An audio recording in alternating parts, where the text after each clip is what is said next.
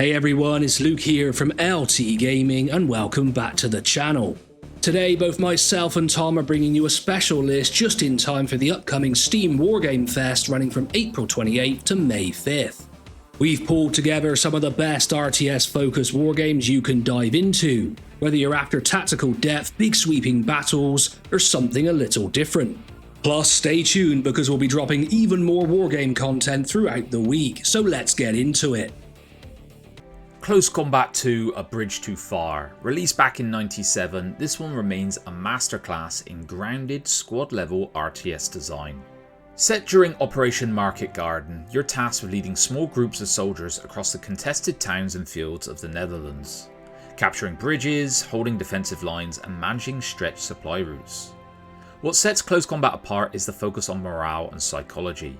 Troops aren't just stats, they panic, they hesitate, they refuse to follow suicidal orders. Each choice you make feels personal because you're not just commanding faceless units, you're leading your men under fire. Mechanically, it's slow, deliberate maneuvering. Cover matters, fields of fire matter, and even veteran squads can break under pressure if left unsupported. Players still praise this one today for how it feels. It captures the fragility of real combat, where winning a position can collapse with one bad move. If you appreciate strategy games that trade spectacle for tension and real human stakes, Close Combat 2 remains a high watermark for the genre. Did you ever hold Arnhem Bridge? Did your squads fall back under fire? We'd love to hear your stories on this one. Armoured Brigade II brings Cold War era combined arms warfare to life in fully 3D battlefields. Command forces from 1965 to 1991 across expansive real-world terrain maps, utilising a vast array of meticulously modelled units. The game emphasises realistic command and control with communication delays and customisable standard operating procedures, adding depth to tactical decision making. In this title you can create some incredible battlefield plans. To be honest, it was a little bit beyond my skill level to begin with. You could create waypoints, delayed maneuvers, covering fire. It's absolutely incredible for the wargamer who wants to deep dive. Released in April 2025, Armoured Brigade II offers a refined wargaming experience with improved visuals and performance. Its detailed simulation of battlefield dynamics, including weather effects and terrain considerations, provides a challenging environment for players who may even have a lot of experience in these titles. Whether you're a veteran of the genre or new to tactical wargames, this title delivers a comprehensive and engaging gameplay. Honestly, I think this title is the underdog of the WARNO and Regiments style games, and it's rated very positive on Steam at 88%, so even though it's new, it's been received very well.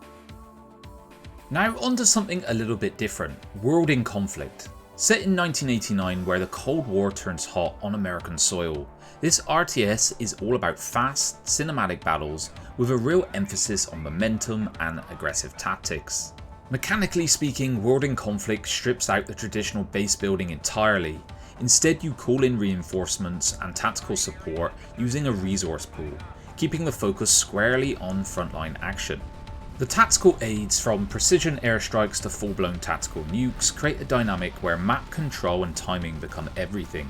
Waiting too long to counter-strike can cost you the match. What players still love today is the sheer fluidity of it.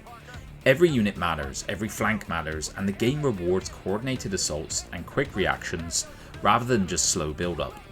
The campaign deserves a mention too. It's properly cinematic, with characters and cutscenes that frame the chaos without it ever feeling overbearing. If you're looking for an RTS that's immediate, punchy, and still demands smart tactical thinking, World in Conflict remains one of the genre's true gems. If you're looking for a modern battlefield RTS that feels fast, dynamic, and deeply tactical, WARNO is a standout. Built by the team behind Wargame Red Dragon, it throws you into large-scale Cold War battles with hundreds of detailed units and some of the best combined arms gameplay around. In 2025, WARNO is more refined than ever, with tons of new content, updates, and balancing that have turned it into one of the best real-time wargaming experiences out there. If you crave large tactical battles where positioning and timing matter as much as brute force, WARNO is absolutely worth diving into. And I have to be honest, when I first played WARNO when it was in early access, I didn't like it and I refunded it. I then was given a copy to review and I was absolutely delighted with how it had improved, and I really do enjoy the title today. It's currently sitting at 82% very positive on Steam. It has improved a lot, and I have to say the DLC is definitely exciting. Now, of course, there are its detractors still, but overall, I think it's a title that's come a long way. Just a quick interlude to say most of you who watch the channel are not subscribed, so make sure to go down below and hit that subscribe button, because it helps smaller channels like us grow really quickly, and both me and Tom really appreciate it.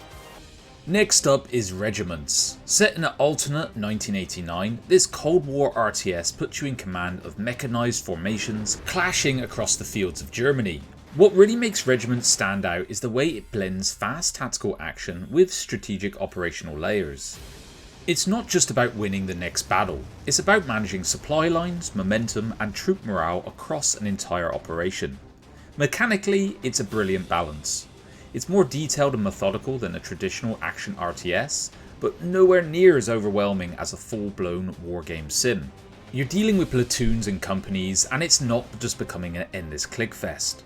Players have praised the tight mission design, the sense of constant pressure, and the way each unit feels meaningful. Even the map layouts themselves funnel action into these organic and often brutal engagements that shift the decisions that you're making. It may not have the sheer unit variety of a larger wargame sim, but what it does with real focus and confidence. Ultimate General Civil War lets you step into the boots of a battlefield commander during one of America's most dramatic periods. And no, I'm not talking about today. It was really funny actually, I just did the top 16 American Civil War games and someone was like, "Oh, I can't believe you're covering that now with everything that's going on." I'm like, it was 1861 to 65, that's the time period I'm focused on.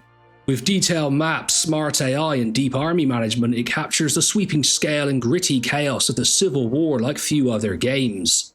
Heading into 2025, it still holds up brilliantly thanks to its strong focus on tactical decision making and campaign depth. If you want a wargame that rewards careful planning, battlefield adaptation and long-term leadership, Ultimate General Civil War remains one of the best picks around. I started a new campaign this week and I'm having an absolute blast. I have to say, this is one of my favourite games of all time. Sea power naval combat in the Missile Age now. If you've ever looked at the Cold War naval history and thought this would make an incredible war game, well, this game is exactly that. Sea power captures the high stakes tensions of the 60s, 70s and 80s maritime conflicts, where fleets would clash at a distance and every blip on the radar could mean disaster.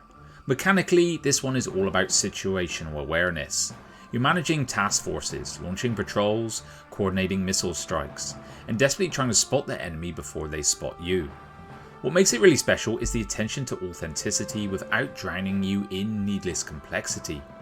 Submarine warfare feels genuinely nerve-wracking, carrier operations demand planning, and surface engagements can turn lethal in seconds.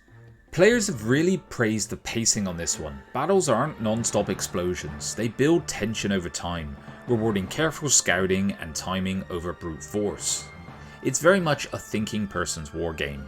It's more about patience, positioning, and the unseen threat than the constant action. If you're after a naval RTS that feels atmospheric, methodical, and richly tactical, Sea Power is definitely worth your radar sweep. Command Modern Operations is a wargame that simulates military engagements from post-World War II to the present day and beyond. It offers a sandbox experience, allowing players to command air, naval and ground forces across the globe. With a vast database of military equipment and detailed scenarios, it provides an in-depth look into modern warfare.